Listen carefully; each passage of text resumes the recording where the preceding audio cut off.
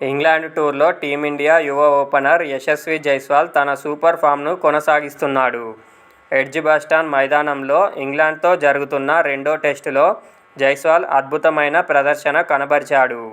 One day తరహాలో ప్రత్యర్థి బౌలర్లను యశస్వీ ఉతికారేశాడు. తన మెరుపు బ్యాటింగ్తో భారత్కు ఘనమైన ఆరంభాన్ని అందించాడు. తొలి ఇన్నింగ్స్లో 107 బంతులు ఎదుర్కొన్న జైస్వాల్ 13 ఫోర్ల సాయంతో 87 పరుగులు చేశాడు. ఈ క్రమంలో జైస్వాల్ ఓ అరుదైన రికార్డును తన ఖాతాలో వేసుకున్నాడు. ఎడ్జిబాస్టన్ మైదానంలో అత్యధిక వ్యక్తిగత స్కోర్ సాధించిన భారత ఓపెనర్గా జైస్వాల్ రికార్డులోకెక్కాడు. ఇప్పటివరకు ఈ రికార్డు టీమిండియా మాజీ ఓపెనర్ సుధీర్ నాయక్ పేరిట ఉండేది.